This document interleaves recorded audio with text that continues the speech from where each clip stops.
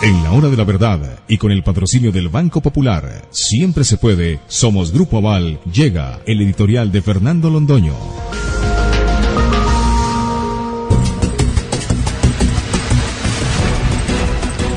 Ayer en las horas de la noche recibí la noticia que me daba una persona muy cercana a mi corazón, diciendo que había aparecido un supuesto mensaje de Facebook que era de mi autoría y que figuraba con lo que llaman mi perfil, haciéndome más o menos responsable del asesinato de una dirigente de Colombia Humana, de Gustavo Petro, y líder social que el señor ministro de Defensa cuestiona, y ese no es mi asunto. Entonces yo estaría felicitándome por la muerte de una persona y más o menos diciendo que la habíamos dado de baja, es decir, que yo pertenecería a alguna organización criminal de lo que me ufanaba a través de Facebook, que se dedicaba a matar colombianos.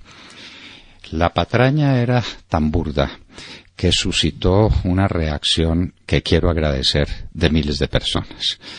Se mandaron 34.000 mensajes, de los cuales algunos de ellos eran mensajes llenos de odio y de rencor, proponiendo la consecuencia que buscaban con el Facebook falso, que era situarme otra vez como blanco de un nuevo atentado, puesto que soy un asesino, entonces me tienen que matar. El que hierro mata, hierro muere, es la consigna nueva de los que quieren otra guerra en Colombia. Pero la inmensa mayoría de los mensajes fueron de indignación por esta patraña de la que yo era víctima y por este infundio de un Facebook que no es mío, que no ha sido mío y que nunca será mío, porque le tengo una animadversión cordial a esas formas de expresión, que respeto, me parecen resultado de una modernidad que debe estar presidida por el principio de la buena fe y de la confiabilidad en las redes sociales, de las que están ellas tan lejos de merecer, porque las redes sociales con cuánta frecuencia se prestan para ser la ocasión de la comisión de los más abyectos delitos. Pero respeto eso, nunca lo he tenido, nunca tuve página Facebook y nunca, jamás he propuesto que haya que matar a un colombiano y que lo estemos dando de baja, refiriéndose a organizaciones criminales que estarían haciendo justicia por su propia mano contra miembros de la Colombia Humana, que es lo que están sugiriendo, que yo asesiné trabajé en el asesinato de una persona y de que tengo además la desfachatez y la desvergüenza de salir a decirlo en una página Facebook. Por supuesto, todo eso es falso, flagrantemente falso, grotesco. Por eso comprendo con cierto dolor, con cierta pena, que algunas personas lo hayan retuiteado, que es como así se dice, es decir, mandándolo sin responsabilidad suya, pero ahí va esto. Miren lo que está diciendo Fernando Londoño en su página Facebook, pero hay algunas personas que sí le llaman a uno la atención, que puedan no caer en esa patraña, sino sumarse a ella con tanta desvergüenza y con tanto odio en el corazón, como el caso del señor Matador, cuyos chistes en caricatura estoy lejos de comprender. Yo no he aplaudido nunca el talento como caricaturista del señor Matador, pero eso es otra cosa. Pero que él se ponga a retuitear semejante mensaje dándolo por bueno, cuando evidentemente ante los ojos de cualquiera y de cualquier persona sensata es por lo menos un Facebook eminentemente mentiroso. Bueno, pues ya está descubierta la patraña, pero eso nos permite hacer ciertas consideraciones sobre temas que son de la mayor gravedad. Esta señora que asesinaron y que supuestamente y de cuyo asesinato yo estaría supuestamente muy ufano, lo que realmente me hace hervir la sangre de sorpresa y de indignación, sería otra líder social. Ella, en este caso, estaba encargada de la promoción de la votación de Colombia Humana en un determinado territorio, y eso está bien, Eso está bien, esas son las reglas de juego de la democracia y entonces vaya y venga que esa persona haga esto o aquello. Pero es que con eso ya suman 180 líderes sociales asesinados.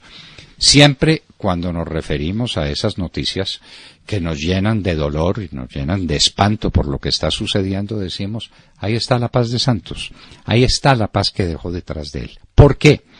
Porque estamos en el convencimiento de que en la inmensa mayoría de esos casos, dolorosos, repulsivos, que no pueden volver a suceder nunca más, lo que hay en el fondo es un tema de narcotráfico. No queremos decir que la víctima sea narcotraficante. Muchas veces, en muchas ocasiones, se ha comprobado, son personas que están luchando por el desmonte del narcotráfico en su región y las matan. ¿Quiénes? Con ocasión del narcotráfico, los que están interesados en que no haya erradicación voluntaria ni de ningún tipo de los cultivos ilícitos. Es el narcotráfico el que promueve este horror.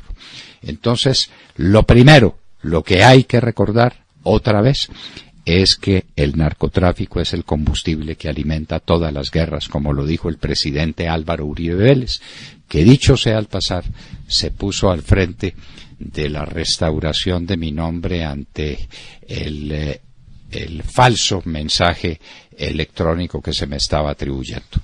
Pero el presidente Uribe lo repitió una y otra vez: mientras haya narcotráfico no habrá paz en Colombia. El narcotráfico alimenta todas las guerras, es el culpable de los odios, del dinero ilícito, de los problemas del contrabando, de los asesinatos que se cometen, de la conformación de las bandas militares. El narcotráfico está en la raíz de todas nuestras desgracias. Por eso echamos de menos que la Colombia humana no tenga como uno de sus elementos esenciales de conducta, como debe serlo la de cualquier partido político, la lucha de todos los colombianos contra el narcotráfico. Esto no es un problema de partido. No es que al Centro Democrático le moleste el narcotráfico, pero que al Partido Liberal o al de Cambio Radical o al partido de la U le pueda parecer otra cosa distinta. No, aquí tiene que haber una convergencia absoluta de pareceres. Debemos estar unidos en la lucha contra el narcotráfico con la pasión y con el amor y con el fervor, como estábamos acompañando ayer a la Selección Colombia a su regreso del Mundial de Rusia. Esto es una causa de todos los colombianos.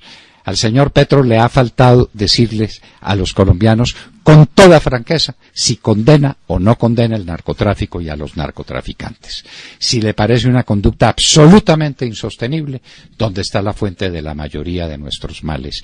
¿Y dónde está la causa del asesinato de esos líderes sociales? Algunos lo son evidentemente, como esta señora, puesto que era la promotora de Colombia Humana en su región, y no solo por eso, sino por el hecho fundamental de ser una persona con todos sus derechos, nunca debió ser asesinada. Y hay otros casos en que se trata de dirigentes de acción comunal o de dirigentes de procesos de desarraigo de los cultivos ilícitos, de erradicación de ellos, pero en otros casos uno nunca sabe cuándo han graduado a una persona de líder social. Cuidado con hacer ese abuso. Cuidado, llenamos de sangre la tierra de Colombia otra vez, tras de la supuesta masacre continua de personas que son líderes y resulta que fueron muertos por causas individuales y precisas y que hay que llevar hasta sus últimas consecuencias en procesos que inicie la Fiscalía General de la Nación, tan tardía, tan lenta, tan errática, en el cumplimiento de sus deberes esenciales como es este. En varios casos, ya se ha dicho, Petro, porque Petro se ha lanzado a desgarrarse las vestiduras y a decir nos están matando. Lo que hubo en el sur del Cauca fue un corte de cuentas de narcotraficantes y 2 de esos muertos, que lamentamos mucho que los hayan matado otros colombianos igualmente culpables que ellos, porque parece que era un ajuste de cuentos, 2 de ellos eran desmovilizados de las FARC o miembros activos de las FARC, lo que es peor todavía, lo que significa que las FARC están en lo que han estado siempre, como uno de los carteles más importantes de la droga en el mundo. en el mundo. Eso no tiene ninguna discusión.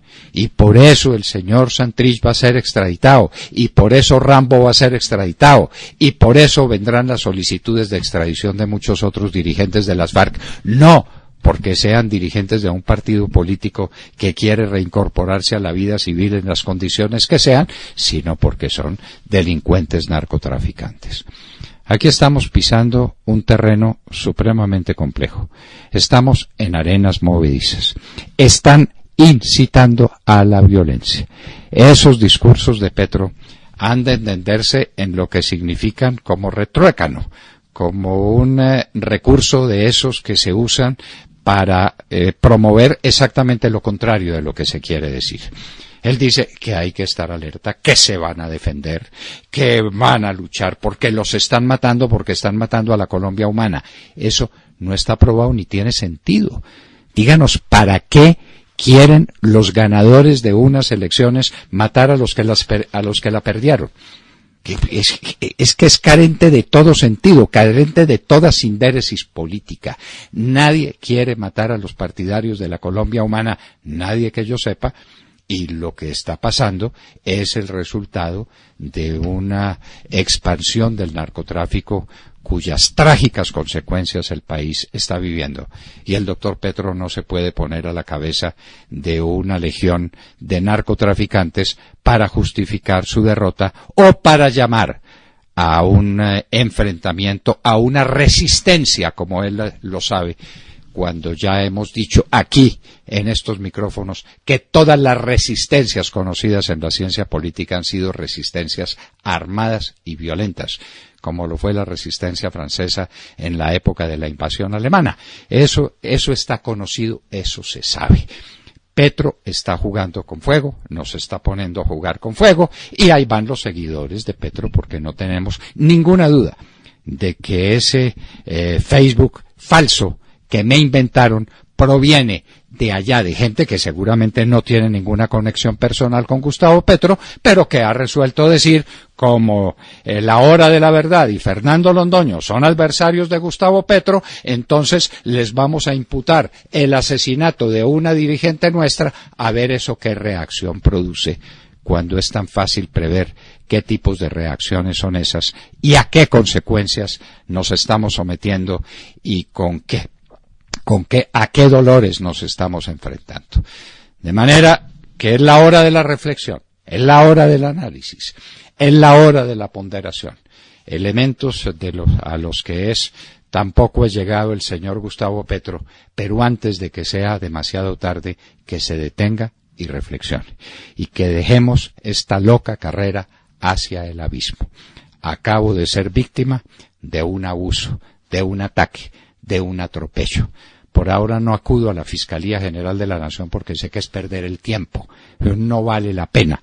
Acudo a la conciencia de mis compatriotas para decir que ese definitivamente no es el camino, que ese no puede ser el estilo, que Colombia tiene demasiados problemas y que los tiene que enfrentar unidos, como el problema del narcotráfico, que tiene que ser un problema común, universalmente compartido por todos. Colombia sin cocaína, Colombia sin marihuana, Colombia sin la perversión de la juventud, sin la violencia, sin los excesos que eso representa, sin los enriquecimientos dolorosos y fantásticos que se están produciendo a raíz del tráfico de cocaína.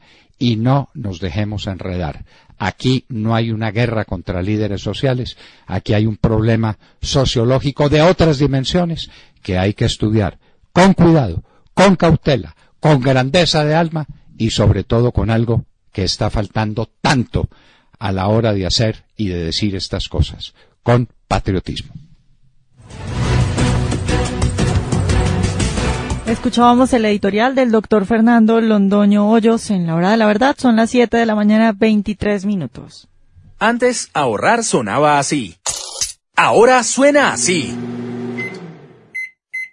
Vuelve el ahorro ganador del Banco Popular. Abra o renueve su CDT desde 20 millones de pesos por un mínimo de 180 días. Y reciba fabulosos premios como hornos microondas, tablets, smartphones o bicicletas. Sin rifas ni sorteos. Banco Popular. ¡Siempre! Somos Grupo Aval. Aplican restricciones. Vigente del 23 de febrero al 31 de agosto de 2018. Vigilado Superintendencia Financiera de Colombia. La hora de la verdad, con Montaner. Oyentes de la hora de la verdad.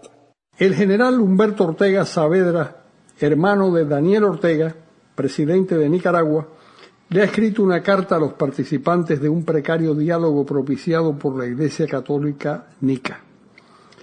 Hay que decir que el general Ortega no está en el gobierno y no trata de favorecerlo o perjudicarlo. Ortega, además, vive en Costa Rica. Lo que intenta es ayudar a los nicaragüenses a salir de una crisis que ya ha costado casi 300 muertos, y entre ellos un niño de 14 meses asesinado por un policía o por un paramilitar, da igual. Su carta, en esencia, invoca el espíritu que reinó en Zapoá en marzo de 1988, cuando los representantes de la Contra y del sandinismo se sentaron a buscarle una solución pacífica a la sangrienta guerra civil que padecían. El sandinismo admitió adelantar las elecciones y atenerse al resultado real, mientras la Contra aceptó paralizar las operaciones militares y prepararse para una campaña que finalmente le dio el poder a Violeta Chamorro en febrero de 1990 por un inesperado margen que no ofrecía la menor duda de la voluntad de los nicas. En ese punto, los nicas crearon una modalidad de transición. El país volvía a la democracia multipartidista y al régimen capitalista de libre empresa, pero las Fuerzas Armadas conservaban la autoridad militar, aunque se transformaban progresivamente en un cuerpo al servicio de la República y dejaban de ser el brazo armado de un partido revolucionario. La persona que inició ese cambio en el ejército sandinista fue su jefe, el general Humberto Ortega.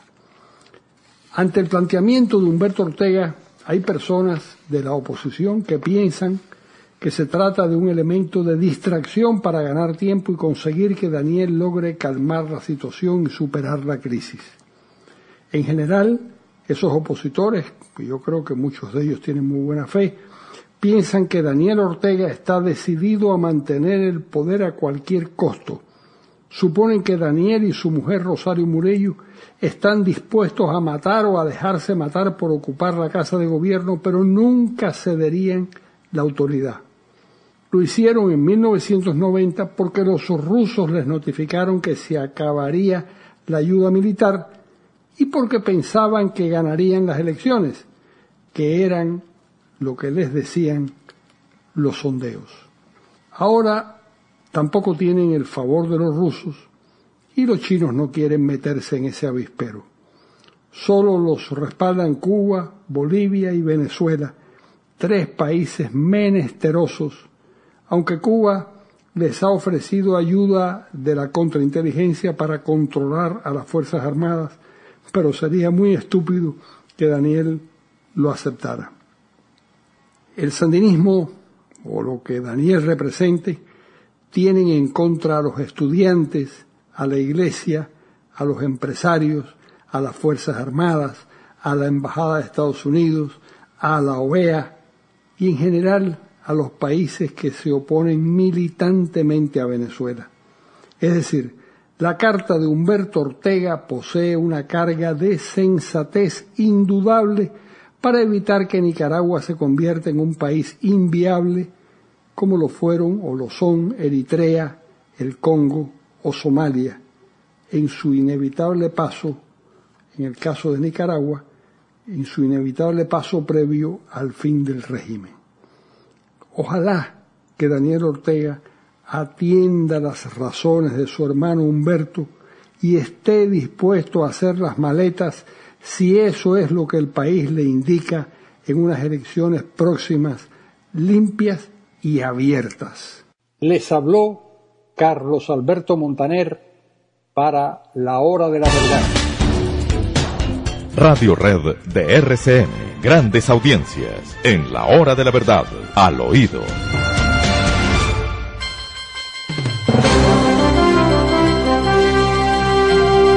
Al oído, William. Bueno, doctor Londoño, vamos a oír aquí la voz que nos va a hablar de cuáles son las proyecciones de Asofondos. Sí, las proyecciones de Asofondos son pues bastante preocupantes en la medida en que señalan que Colpensiones solo jubilaría al 10% de sus afiliados en el año 2050. Estos son datos o información que llega de Asofondos, el doctor Santiago Montenegro, quien advierte que se hace absolutamente necesaria una reforma pensional ante el aumento de la expectativa de vida y ante el envejecimiento de la población colombiana, entre otras cosas, ¿no? O sea que entre otras cosas, ¿no hay esperanza de pensionarnos? El problema pensional es un problema dramático. Con el presidente Uribe intentamos cosas de mucho fondo en el famoso referendo que nos destrozaron desde la Casa de Nariño, ¿no? Cierto director de la oficina jurídica de la Casa de Nariño derrotó eso con ayuda del Consejo Nacional Electoral de su tiempo, que se inventó 1 millón de cédulas la noche antes del referendo. Pero ahí estaba el comienzo de una reforma que después nunca se intentó de fondo. Han parado las pensiones más estrafalarias, las mayores, pero eso no es suficiente. Aquí hay que hacer cosas muy serias o las pensiones van a ser una bomba que destruyan las instituciones colombianas y que despedacen su economía. Bueno, doctor Londoño, a usted le tocó hacer una tarea heroica en la Comuna 13.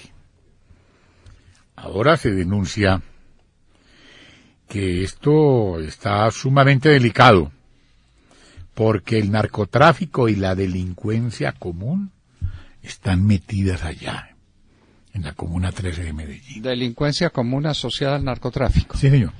El narcotráfico es la tragedia y en esa Comuna 13 que está llena de gente buena, de gente trabajadora, de gente honorable, como se comprobó después de la intervención militar que fue tan limpia como para ser grabada.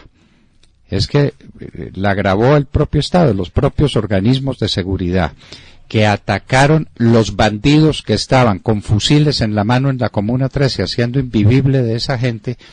Esa intervención fue grabada, está en videos, cualquiera la puede consultar. Bueno, pasó el tiempo, la gente disfrutó de paz, disfrutó de tranquilidad. Vienen estos fenómenos de pobreza, la destrucción del aparato industrial de Medellín, las situaciones de miseria que tiene la juventud, los desórdenes, y les ofrecen como alternativa el narcotráfico. Es decir, el golpe de suerte, es decir, la violencia, es decir, otra vez el narcotráfico. ¿Cuántos muertos lleva en el año la Comuna 13 de Medellín? ¿Muertos por homicidios voluntarios? ¿40 y cuántos? Más de 40. Sí. Bueno. Esto es muy doloroso, pero cuando el propio gobernador de Antioquia se siente indefenso, el alcalde de Medellín hace lo posible y lo imposible por hacerle frente a esto y con un valor admirable, total. Con una decisión total, pero es que el enemigo es muy poderoso, es que el enemigo tiene dinero, es que el enemigo es corruptor, es que el enemigo no conoce fronteras. Es que es muy difícil la discusión así, William. Sí, cuando hay gente que acude a hechos como el fake news que sacaron con mi nombre anoche. ¿Cómo le parece a uno no se le puede ocurrir que ese tipo de cosas existan. Bueno. Hombre, pero bueno, la reacción en mi favor fue conmovedora. Pero la agradezco, y esa cuenta falsa fue bloqueada anoche mismo. ¿Y usted no tiene Facebook ni esa vaina? No tengo, ni sé cómo se usa eso, ni me interesa. Entonces, me interesa. ¿Cómo le hacen un montaje a uno así? Pero se lo hacen, y eso lo están haciendo, y entonces a Vanessa la amenazan con un tipo con una pistola en la mano y le dice que la va a matar y la fiscalía no interviene, y entonces a mí también me ponen de mi pluma unas declaraciones contra la consulta en las que no tengo nada que ver, porque soy adversario, contrincante de la consulta, porque no le entiendo sentido.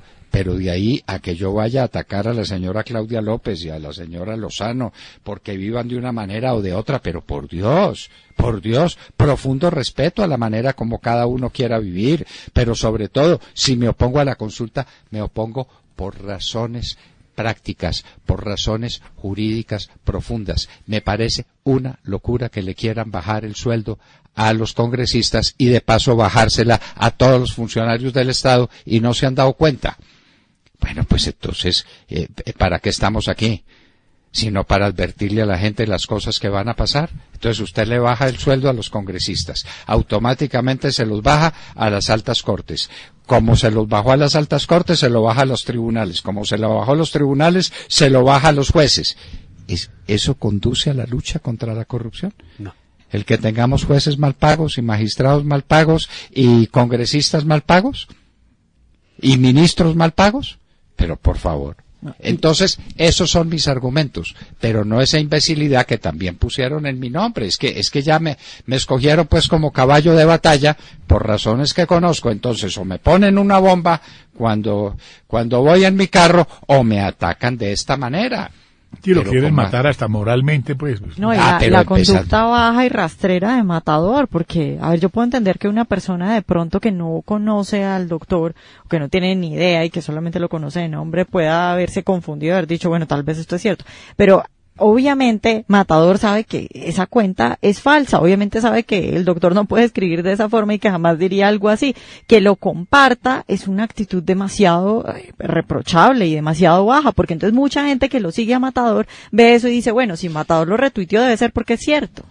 Los mensajes que me llegaron de gente que había recibido el mensaje o el tuit o lo que sea, no de parte del bárbaro que se inventó eso, sino de parte de Matador. A ver, si lo dice Matador, esto debe ser verdad, pero no hay derecho a que trabajemos con armas tan bajas, no hay derecho a que tratemos de asesinar moralmente a la gente cuando no estemos de acuerdo con ella. Y no hay derecho que tratemos de fundar la cultura de que a la gente con la que uno no está de acuerdo la manda a matar diciendo que la dio de baja. Por Dios, pero por Dios, ¿dónde estamos? ¿Dónde estamos en este país? Sí, eso muestra el todo vale del petrismo. El censo está costando 350.000 millones de pesos. ¿Y claro, eso para qué sirve? Y le vamos a meter otros 350.000 a la consulta. Entonces ahí van 700.000 millones. Va 700.000 millones de pesos botados a la basura. Porque la consulta Porque además, también a usted lo pusieron a firmar una cosa de la consulta. Por eso ya me referí a ella. Por eso. Ya me referí. No estoy de acuerdo con la consulta. Ya hice un editorial sobre eso explicando por qué razón. No creo que uno tenga que decir que está en contra de la corrupción como tenemos que salir en una consulta a decir estamos en desacuerdo con el homicidio, estamos en desacuerdo con el secuestro. No, por Dios, una consulta para cada delito. La corrupción es una forma de delincuencia que tiene que enfrentar la fiscalía, que tienen que enfrentar los jueces. Hay herramientas. Leyes son las que sobran en Colombia. Apliquémoslas.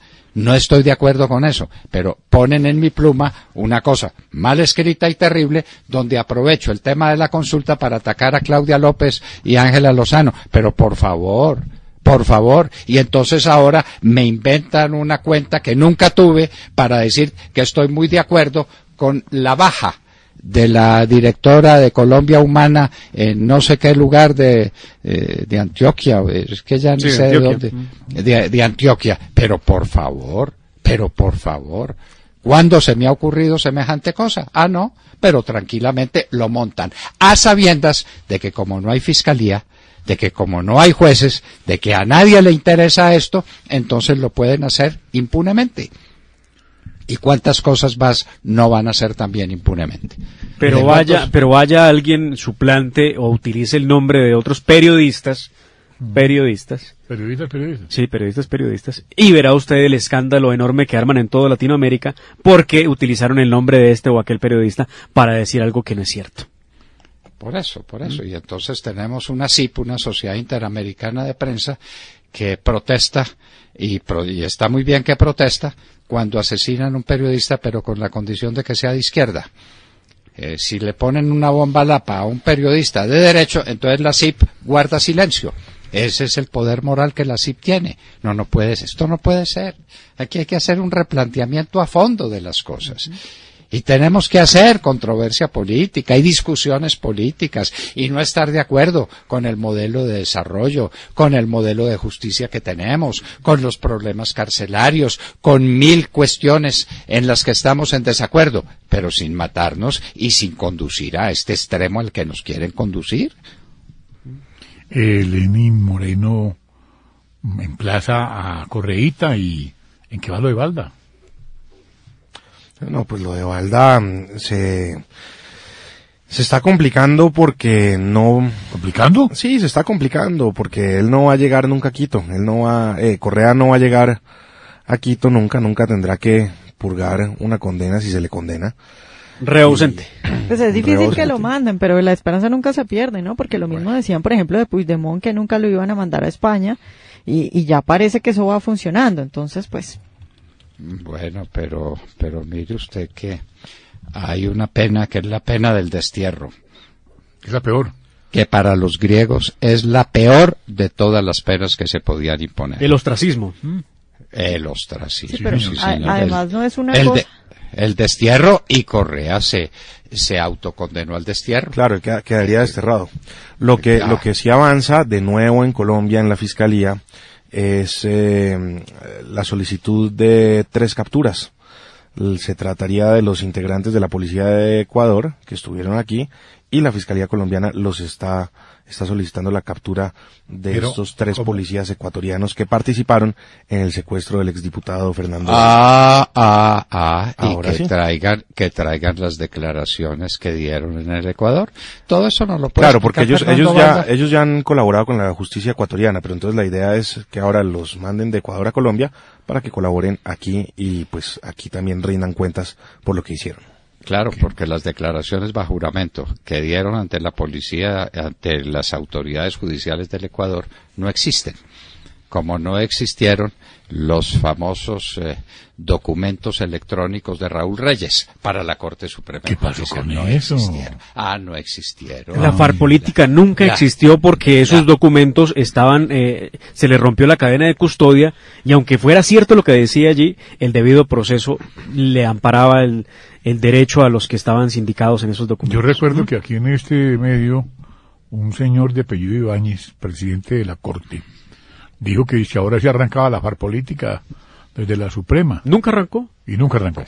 Pues desde luego que no, y ahí estaba la señora Piedad Córdoba reunida con Raúl Reyes cuántas veces, y un tipo que hace cosas para la televisión reunido con los bandidos, y no pasa nada. Pero Luis Alfredo Ramos se reunió a oír un cuento que estaba contando una persona que tenía salvoconducto para contar ese cuento, para promover el desarme de las autodefensas, y entonces por esa reunión, entonces sí, Luis Alfredo Ramos en la picota pública. Pero ¿en qué país estamos? Bueno, el presidente electo no quiere más UNASUR. Bueno, es que nunca debimos entrar allá, Will. Sí, usted lo dijo aquí. Pero desde el principio nos cogió cansados Lula. Esa fue una equivocación del presidente Uribe, que ha sido muy valeroso y muy claro para rectificar, como nos lo dijo ayer Tania Vega, en lo que respecta a la justicia penal militar. Todo por obra de un personaje que no hizo más que traicionar al presidente Uribe, y al presidente Uribe mostrar cada vez más generosidad y más comprensión con él. Vaya uno y entienda. Páreme ese trompo en la uña, como decían los jóvenes. Bueno, y ahí Lenín Moreno está diciendo pues que le devuelvan a Ecuador si quiere el edificio de UNASUR. Eso no lo está usando nadie. Allá estuvo Samper refugiado para que nadie le preguntara cómo era la cosa del narcotráfico y del apoyo del narcotráfico a su campaña. Se fue Samper y eso quedó vacío. Ese es un bien vacante. ¿Usted sabe qué es un bien vacante? Un bien cuya propiedad nadie reclama. Entonces Lenín Moreno dice, pues devuélvanoslo. Eso se hizo con plática del Ecuador. Se puede instalar un ministerio, alguna vaina ya. No, pues muchas cosas se pueden hacer. Alguna vaina. en el edificio de UNASUR. Y claro. Entonces el presidente Lenín Moreno con toda razón está diciendo devuélvanle eso al Ecuador. Claro. Eso se acabó. UNASUR no existe. En últimas, el presidente electo, Iván Duque, está diciendo que Colombia se tiene que salir de una cosa que no existe. ¿Saben cuánto costó ese edificio? 43.5 millones de dólares. No puede ser eso. Hágame el favor. Para que lo disfrutara Ernesto Samper. Para alojar a Ernesto Samper, 43.5 millones de dólares. Bueno, en fin. Bueno, y le quiero contar que tenemos a Fernando Balda con nosotros. Pero qué bueno, William. Doctor. Entonces hablaremos con él en un minuto, recordándoles a todos ustedes que les hablábamos al oído. Son las 7 de la mañana, 44 minutos. Escuchan La Hora de la Verdad. Radio Red de RCN Radio. Sintonícela en los 970 AM en Bogotá, 710 AM en Medellín y 1200 AM en Cali. Y déjese atrapar por lo bueno. Radio Red, atrapa lo que vale la pena.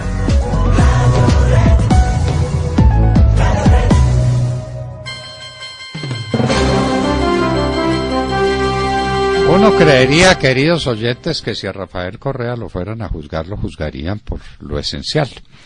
El Ecuador tuvo la mayor bonanza externa de su historia y que probablemente no la vuelva a tener nunca.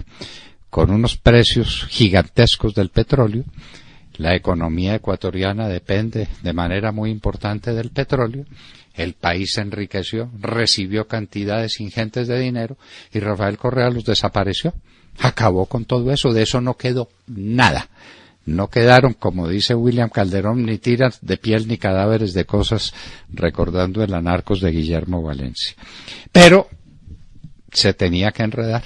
Cuando uno delinque, cuando uno es de mala clase y cuando uno le pone mordaza a la prensa, se tenía que enredar y se enredó con el secuestro en Colombia de Fernando Balda. Doctor Fernando Balda, muy buenos días. Muy buenos días, doctor Londoño. Muchísimas gracias por esta oportunidad y un cordial saludo a todos los amigos que nos escuchan a través de su prestigioso programa. Doctor Balda, leí con verdadera conmoción los documentos que usted me envió sobre las declaraciones que dieron los funcionarios que participaron en el secuestro suyo en territorio colombiano.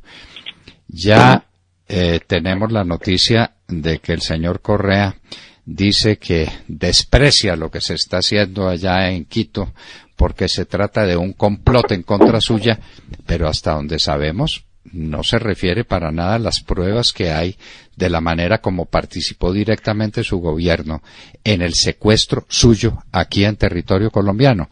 ¿O estamos equivocados, doctor Balda?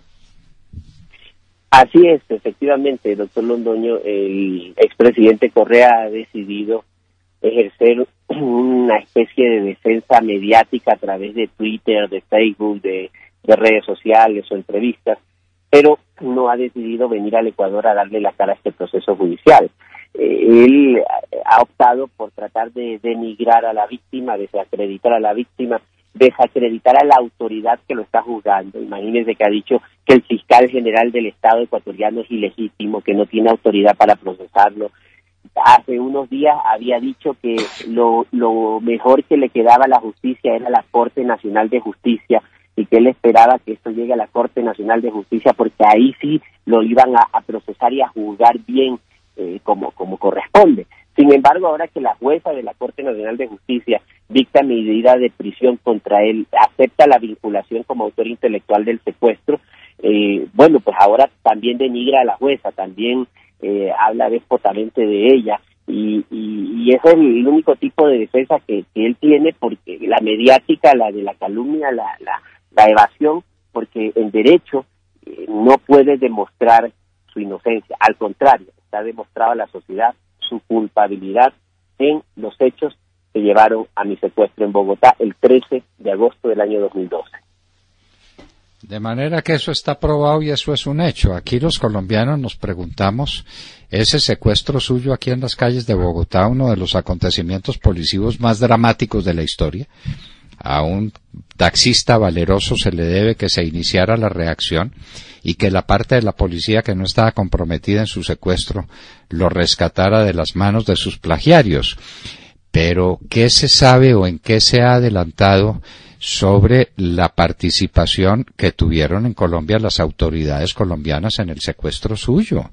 Es que a nadie se le ocurre que unos agentes encubiertos del Ecuador vengan a Colombia y practiquen un secuestro en las calles de Bogotá en contra de un ciudadano ecuatoriano y que el gobierno de Colombia no se entere. ¿Se ha adelantado algo de eso? ¿El gobierno ecuatoriano le compulsará copias al gobierno colombiano para que se investigue el secuestro suyo que se produjo aquí, en las calles de Bogotá y no allá en Quito? Sí, de hecho, hay un tema que me sorprendió, una revelación que hizo el secretario nacional de inteligencia, ex secretario nacional de inteligencia de Rafael Correa. Uno se llama el capitán Romy Vallejo, es hombre de absoluta confianza de Rafael Correa. Sin embargo, cuando lo llamó el fiscal general a rendir su versión, a él no le quedó otra que decir la verdad, porque ya el fiscal tenía en su poder sus registros migratorios que comprobaban que él viajó a Colombia en las fechas que se estaban investigando, los viáticos de la presidencia de la República que comprobaban que la orden salió de la presidencia y que él viajó con dineros de la Secretaría de la Presidencia de la República. Entonces, este señor, yo estaba sentado junto a él en el momento que estaba rindiendo su versión, y dijo que efectivamente él viajó a Colombia a hacerme seguimiento, a reportar mis actividades y a reportar específicamente mi ubicación, donde yo vivía y los lugares que frecuentaba. El fiscal le preguntó, ¿y por orden de quién usted realizó esa misión? Y contestó, por orden expresa del presidente de la República, Rafael Correa. Y luego le preguntó, ¿y en dónde le impartió esas órdenes?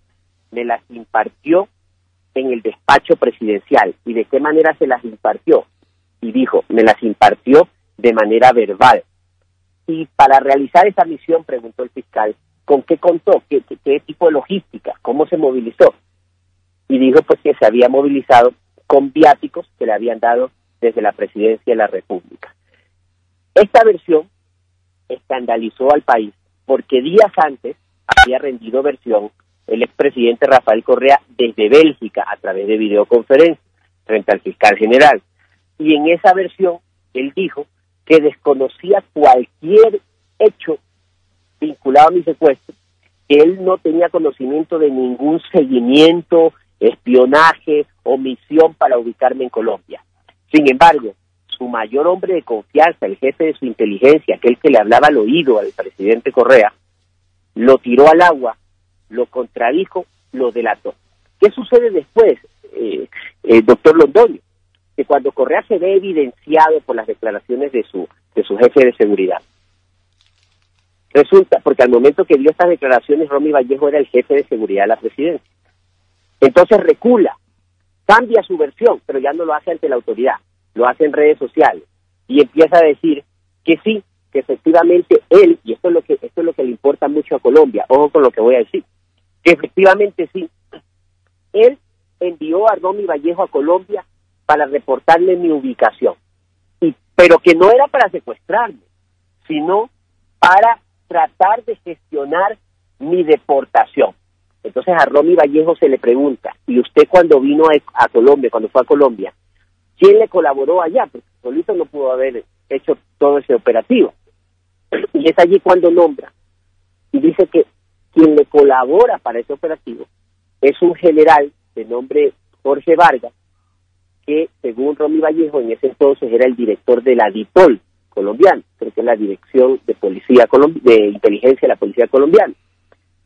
Entonces, ya con la confesión de Romy Vallejo, sabemos cómo es que se ejecutó ese operativo que se dio antes del secuestro, el 5 de junio, cuando yo salgo de mi casa y quedaron registrados en cámaras vehículos de la DIPOL y agentes de inteligencia de la policía colombiana y ecuatoriana trabajando en conjunto en un operativo ilegal que no era parte de un proceso judicial, que no era parte de una cooperación internacional entre fiscalías y mucho menos entre policías, sino que era porque un mandatario ecuatoriano le dice a un hombre de confianza de él, ándate al país vecino con varios policías nuestros y coacciona, quién sabe si soborna, compínchate con policías del país vecino y atenta contra Fernando Vargas en territorio colombiano. El presidente Correa, en medio de su obnubilación, porque él cree que todavía es presidente de la República y que todavía tiene el poder total y que puede hacer lo que él quiera, no se dio cuenta que con estas declaraciones lo que hizo es admitir la comisión de otro delito, es decir, de violar, de soslayar la soberanía colombiana y de enviar policías corruptos ecuatorianos a corromper tal vez o a buscar a otros policías corruptos colombianos y entre ellos organizar este operativo. ¿Qué es lo que va a suceder ahora? Que con esta declaración de Correa y la declaración de Romy Vallejo, más la confesión de Raúl Chicaiza, que es el agente que viajó a contratar a los secuestradores de Puerto Tejada, que ya confesó también que Rafael Correa le dio las órdenes directas a él para irme a secuestrar a Colombia, porque Romy Vallejo me ubica primero, y luego envían a Chicaiza para ejecutar el secuestro una vez que yo ya he sido ubicado. Entonces, toda vez que ya se sabe que Correa es el autor intelectual y el que proporcionó los recursos desde el Estado ecuatoriano, yo me he enterado ahora, no solo por ustedes, sino por otros amigos también de colombianos, que la Fiscalía de Colombia ha solicitado ya a Interpol la ubicación y captura de los 3 agentes ecuatorianos que fueron a organizar el secuestro. Pero como ellos ya están detenidos en Ecuador y ya están dentro de un proceso dentro del que seguramente van a ser condenados, ellos van a pagar su condena en Ecuador, entonces ya no van a poder ser juzgados otra vez en Colombia. Sin embargo, las declaraciones de ellos, los elementos probatorios que ellos han aportado al proceso, van a servir a la Fiscalía colombiana a que continúe el proceso, porque ya logró determinar la individualización del delito para los autores materiales, para los que los financiaron, pero ahora la Fiscalía colombiana se está enterando quién fue también el autor intelectual. Por lo tanto, yo creo que la Fiscalía colombiana va a iniciar también un proceso en contra del expresidente Rafael Correa, ya no solamente por el delito de secuestro, que recordemos que en Colombia se condena con 40 años de prisión, sino por otros delitos conexos, que fueron ordenar la invasión de un territorio colombiano y también corromper a policías colombianos que trabajaron para una parte de esta operación. Yo quiero aprovechar ante esta situación, mi querido doctor Londoño, y a todos los que me escuchan, que quiero pedirles disculpas a Colombia por lo que sucedió. Mi presencia provocó que el territorio colombiano sea soslayado, sea atropellado, y que el presidente de mi país haya enviado un grupo de gente corrupta a corromper a gendarmes colombianos. Eso a mí me da mucha pena, y me da mucha más pena cuando he sabido que este general Vargas ha sido un personaje connotado en Colombia y que ahora lamentablemente no se sabe si por omisión, con conocimiento total de causa o porque fuera engañado, se ve vinculado en estos temas tan graves, pero tan graves. Yo creo que también es necesario que en Colombia se esclarezcan cómo fueron los hechos de la participación de ambos estados, de ambos gobiernos, y determinar también responsabilidades allá. El general Vargas es íntimo amigo del vicepresidente, del general Oscar Naranjo, y parece que a eso le debe no solamente la impunidad que tiene en este caso, sino que se le exalte a nuevas responsabilidades, cuando tiene que explicar nada menos que un secuestro de Estado, un crimen de Estado cometido en las calles de Bogotá contra un ciudadano ecuatoriano que merecía la protección en su vida, honra y bienes de todos los ciudadanos, como reza nuestra Constitución política. Ahora queremos hacerle una última pregunta, doctor Balda, porque el tema es cómo se van a desarrollar estos acontecimientos. Correa ha dicho que no regresa al Ecuador y el Ecuador lo va a pedir en extradición. ¿Tiene el Ecuador tratados de extradición vigente con Bélgica? ¿Es posible pensar que Bélgica vaya a extraditar hacia el Ecuador un ciudadano casado con una dama belga y posiblemente nacionalizado belga. Yo no sé si eso funcione, pero no me extrañaría para nada que Correa esté tramitando la nacionalidad belga para precaverse de esta búsqueda que le está haciendo los poderes públicos de Venezuela. ¿Cómo ve usted esa materia, doctor Balda? Mire, el expresidente Correa tiene el derecho de utilizar todos los mecanismos que él considere necesarios. Incluso tiene derecho a intentar evadir la justicia. Eso es una potestad personal. Sin embargo, nosotros hemos decidido acá en Ecuador con mis abogados iniciar una gestión, citas a las embajadas de Bélgica en Ecuador, la embajada de España y a todos los países de la Comunidad de Cuerpos Diplomáticos para presentarles, exhibirles y dejarles radicados todos los elementos notorios, grabaciones, videos, documentos, dineros, relatos, el expediente completo del caso, para que tengan constancia que el presidente Rafael Correa no es un perseguido político, sino que es una persona que está siendo procesada por un grave crimen de Estado, por un delito transnacional, por un secuestro, por un crimen de lesa humanidad. Después de que nosotros realicemos esa gestión, decida otorgarle el reasilado político, pues ya eso estamos impedirlo, que es por cada Estado tipo de resolución. Sin embargo, pues ya nosotros podemos ser advertidos de la posibilidad de ser embaucados o engañados por gente que de manera criminal, y aquí no se trata de ninguna persecución política. Esto se trata de una conspiración, que primero fueron por Lula, después por Cristina Kirchner, etcétera, y ahora vienen por él. Pero miren, ustedes que me conocen en Colombia, saben que yo soy un ciudadano, o sea, un solo ciudadano, un hombre con su familia, con su esposa, con sus hijos, que sufrimos un vejamen, que sufrimos atropellos, que somos unas víctimas. Y ustedes me han visto caminar, me han visto luchar, me han visto ser secuestrado, me vieron ser el intento de asesinato, vieron cómo me deportaron al Ecuador, vieron cómo me metieron preso, cómo estuve en la cárcel rodeado de criminales, en una celda atrás de barrotes, y o sea, soy un ciudadano de carne y hueso. Pero el presidente Correa dice que soy parte de una gran conspiración multinacional. No, yo lo único que es que él ya no está en el poder, ya no puede subyugar a los jueces y a los miembros del Poder Judicial. Y como ya no están amenazados, entonces la justicia, tendencia, reclamo de justicia, no infracción, se hace justicia. Y eso es lo que está enfrentando el presidente Correa, las consecuencias de sus propios actos. Si hoy tiene boleta de prisión y está ya requerido, solicitado a Interpol su ubicación y captura, es precisamente por lo que él hizo y no porque yo lo esté persiguiendo políticamente. Yo lo estoy buscando justicia, nada más.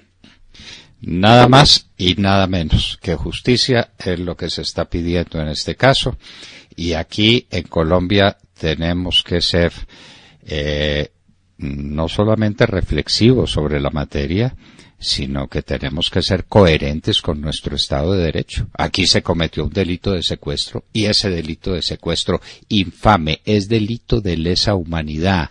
Lo decíamos esta mañana a propósito de la convocatoria que hace la JEP a los miembros de las FARC para que respondan por el delito de secuestro. Ese es un delito de lesa humanidad. No es amnistiable, no es indultable, y no hay nación de la tierra que pueda proteger a un acusado de un delito de secuestro. Vamos a ver pues qué pasa con de donde dependen tantas cosas en nuestro país hermano del Ecuador y tantas cosas en Colombia que no se pueden olvidar. El señor general Vargas que explique cuál fue su conducta en el caso del secuestro, que fue un secuestro de Estado de Fernando Balda, una víctima con su familia de las persecuciones de un tirano llamado Rafael Correa. Doctor Fernando Balda, un abrazo muy estrecho y gracias por ilustrar a nuestra audiencia sobre lo que está ocurriendo en este caso dramático que nos importa tanto por tantas razones a los colombianos. Muchísimas gracias a ustedes, un gran abrazo para todos mis hermanos colombianos. Bueno, Sí, oyeron mis queridos amigos William y Sergio y Vanessa. Sí, señor. ¿Sí, señor. Bueno, ay, bendito sea mi Dios. Secuestrado aquí en las calles de Bogotá con la ayuda del general Vargas. Es declaraciones. Y eso está en documentos judiciales que existen en el Ecuador. Y el general Vargas es alto personaje de la policía colombiana, a quien nadie le ha preguntado qué participación tuvo, nada menos que en un secuestro de Estado. ¿Y de quién recibió las órdenes? Porque eso sí estamos seguros que el general Vargas no estaba obrando por su propia cuenta. Alguien le estaba dando las órdenes para que cooperara con la inteligencia ecuatoriana en el secuestro en las calles de Bogotá de un ciudadano ecuatoriano. Él dice que lo iban a desaparecer, pues que lo estaban secuestrando para asesinarlo. Lo dice Fernando Balda, lo ha dicho bajo la gravedad del juramento. ¿Y la hijita qué? Y la hijita colombiana también fue desterrada por orden de Juan Manuel Santos y de María Ángela Holguín. ¿Y qué pasa con Lorenza Salé? ¿Qué pasa? ¿De ese secuestro también nos vamos a ocupar algún día?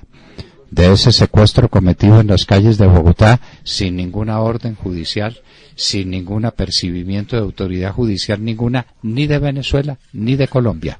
Se lo entregaron a sus verdugos, los entregaron por orden de la Cancillería colombiana en el puente internacional Simón Bolívar en la ciudad, en las vecindades de la ciudad de Cúcuta, en el Rosario de Cúcuta.